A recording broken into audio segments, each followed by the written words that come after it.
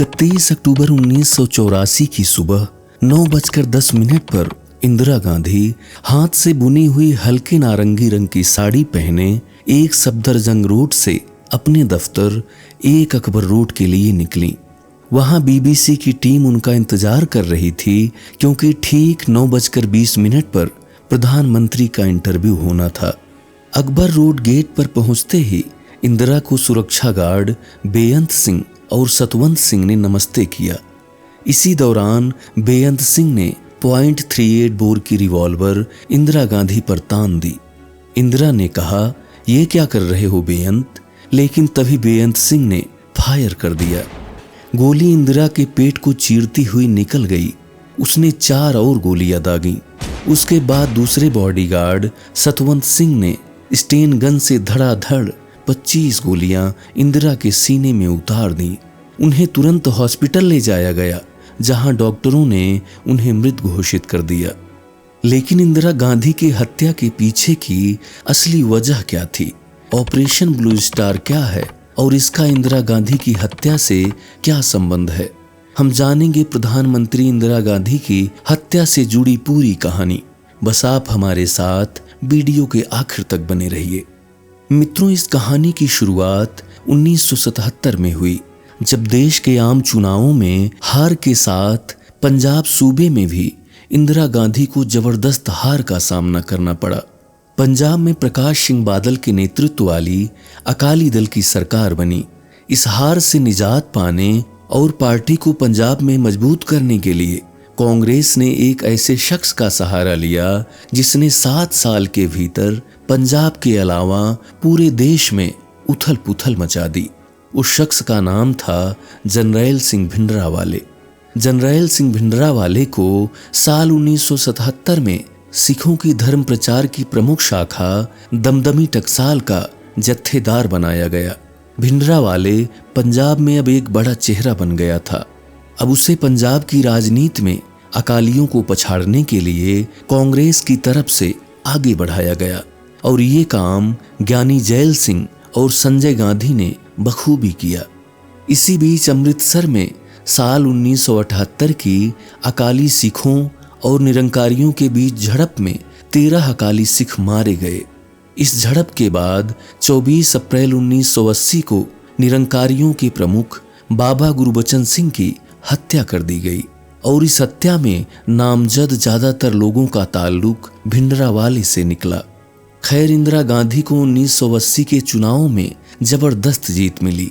लोकसभा की 529 सीटों में से कांग्रेस को 351 सीटें मिली, और पंजाब विधानसभा चुनाव में भी कांग्रेस ने अकाली दल को पछाड़ा, और कांग्रेस पार्टी की ओर से पंजाब में दरबारा सिंह को मुख्यमंत्री बनाया गया। पंजाब में हार के बाद अकाली दल अपने पुराने मुद्दे पर चली गई। वो मुद्दा जिसे 1973 में अनंतपुर साहब रेजोल्यूशन के नाम से जाना जाता है, जिसमें चंडीगढ़ और नदियों के पानी के बंटवारे पर एक तरफा मांगे की गई।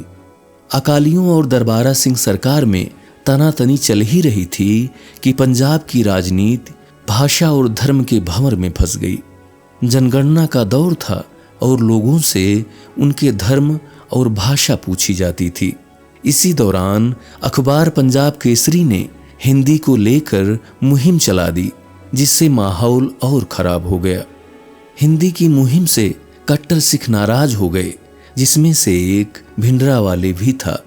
पंजाब केसरी अखबार की मुहिम से नाराज कट्टरपंथियों ने 9 सितंबर 1981 को पंजाब केसरी के संपादक लाला जगत नारायण को गोली मार दी, जिसका इल्जाम जनरैल सिंह भिंडरावाले पर भी आया। लाला जगत नारायण की हत्या के बाद 15 सितंबर को अमृतसर के गुरुद्वारा गुरुदर्शन प्रकाश से भिंडरावाले को गिरफ्तार कर लिया गया, लेकिन सबूतों के अभाव में उसे जमानत मिल गई। भिंडरावाले पर राजनीति जारी थी। इसी बीच पंजाब को अलग देश बनाने की मांग ने जोर पकड़ लिया।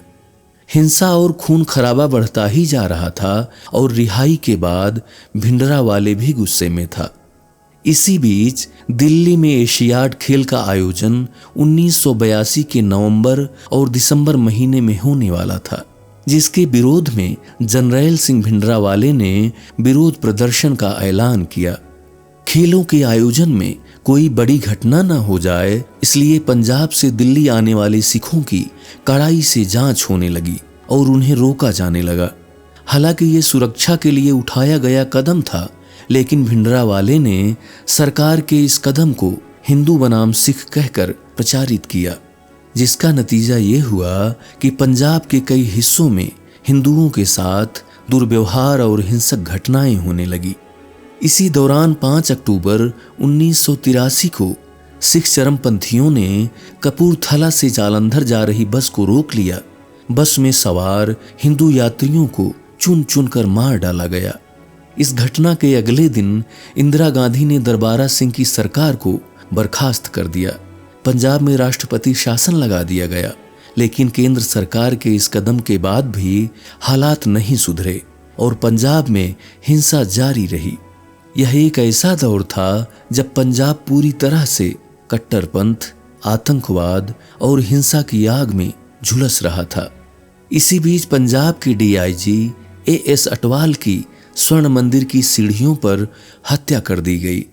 एएस अटवाल की लाश घंटों स्वर्ण मंदिर की सीढ़ियों पर पड़ी रही और किसी में हिम्मत नहीं हुई कि उनकी लाश को मंदिर की सीढ़ियों से हटा सके। एएस अटवाल के शव को हटाने के लिए मुख्यमंत्री दरबारा सिंह को जनरैल सिंह भिंडरावाले से मिन्नत करनी पड़ी। इधर 15 दिसंबर 1983 को भिंडरावाले ने अपने हथियारबंद साथियों के साथ स्वर्ण मंदिर में अपना कब्जा जमा लिया। भिंडरावाले ने स्वर्ण मंदिर के अकाल तख्त पर भी कब्जा कर लिया। हालांकि अकाल तख्त के कब्जे का विरोध हुआ, लेकिन भिंडरावाले ने परवाह नहीं की। इस बीच पंजाब में हिंसा और मारकाट का दौर चलता रहा। भिंडरावाले चाहता था कि हिंदू पंजाब छोड़कर चले जाएं और ये सीधे सीधे दिल्ली सरकार को चुनौती थी।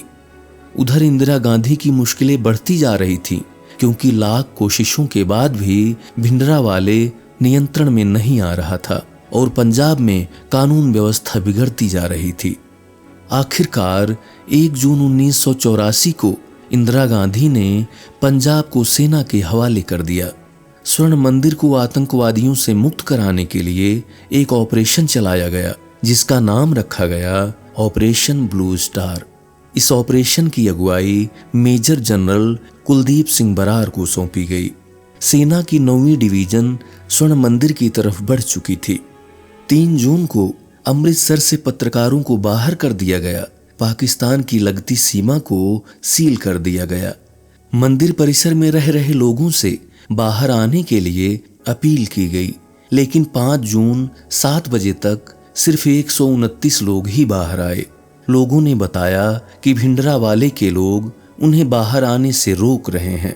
5 जून 1984 को शाम 7 बजे सेना की कार्रवाई शुरू हुई। रात भर दोनों तरफ से गोलीबारी होती रही। 6 जून सुबह 5:20 पर यह तय किया गया कि अकाल तख्त में छुपे हुए आतंकवादियों को निकालने के लिए टैंकों को लगाना होगा। ऑपरेशन के दौरान बहुमूल्य दस्तावेजों और किताबों की लाइब्रेरी में आग लग गई। फायरिंग में चली कई गोलियां हरमंदर साहब की तरफ भी गईं। अकाल तख्त को भी भारी नुकसान हुआ। 6 जून को सुबह से शाम तक गोलीबारी होती रही। देर रात जनरैल सिंह भिंडरावाले की लाश सेना को मिली और 7 जून की सुबह ऑपरेशन ब्लू स्टार खत्म हो गया।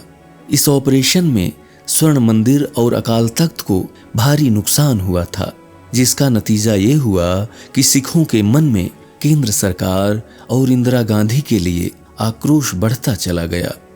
ऑपरेशन ब्लू स्टार को खत्म हुए 4 महीने गुजर गए थे। अक्टूबर का महीना था।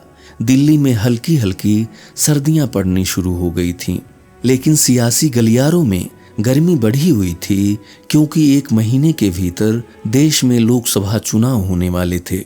इधर दिल्ली के एक सफदरजंग रोड स्थित अपने आवास पर प्रधानमंत्री इंदिरा गांधी हमेशा की तरह सुबह 6 बजे उठीं और नाश्ता करके अखबार पढ़ने लगीं। सुबह 9:10 पर इंदिरा गांधी हाथ से बुनी हुई हल्के नारंगी रंग की साड़ी पहने एक सफदरजंग रोड से अपने दफ्तर 1 अकबर रोड के लिए निकली। वहां बीबीसी की टीम उनका इंतजार कर रही थी, क्योंकि ठीक 9:20 पर प्रधानमंत्री का इंटरव्यू होना था। इंदिरा के घर से दफ्तर की दूरी करीब 50 मीटर होगी। घर के अंदर से ही दफ्तर के लिए रास्ता बना हुआ था। वे पैदल ही चल रही थीं और उन्हें धूप से बचाने के लिए कांस्टेबल नारायण सिंह छाता लेकर उनके बगल में चल रहे थे। उनके ठीक पीछे उनके सचिव R.K. धवन थे। अकबर रोड गेट पर पहुंचते ही इंदिरा को सुरक्षा गार्ड बेअंत सिंह और सतवंत सिंह ने नमस्ते किया। इसी दौरान बेअंत सिंह ने .38 बोर की रिवॉल्वर इंदिरा गांधी पर तान दी। इंदिरा बोली, ये तुम क्या कर रहे हो बेअंत? लेकिन तभी बेअंत ने फायर कर दिया। गोली इंदिरा के पेट को चीरती हुई निकल गई। उसने 4 और गोलियां दागी। ये सब देखकर दूसरा गार्ड सतवंत थोड़ा घबरा गया, लेकिन तभी बेअंत ने चिल्लाकर उसे भी गोली मारने को कहा। उसके बाद सतवंत ने स्टेन गन से धड़ाधड़ 25 गोलियां इंदिरा गांधी के सीने में उतार दी। इंदिरा को गोली मारने के बाद दोनों सिख गार्डों ने अपने हथियार फेंक दिए। इतने में इंडो तिब्बत बॉर्डर पुलिस के कुछ सिपाही फौरन वहां पहुंच गए। बेअंत मौके पर ही मारा गया, जबकि सतवंत सिंह गंभीर रूप से जख्मी हो गया। इसके बाद कार में रखकर इंदिरा गांधी को आनन फानन में अस्पताल ले जाया गया, जहां उनकी मौत हो गई। इस तरह भारतीय राजनीति का एक बड़ा चेहरा कट्टरपंथ की भेंट चढ़ गया। वीडियो कैसी लगी कमेंट करके जरूर बताएं। वीडियो को लाइक और शेयर करें। चैनल पर नए हैं तो चैनल को सब्सक्राइब कर बेल आइकन जरूर प्रेस कर लें। मिलेंगे एक और वीडियो के साथ, तब तक के लिए नमस्कार, जय हिंद।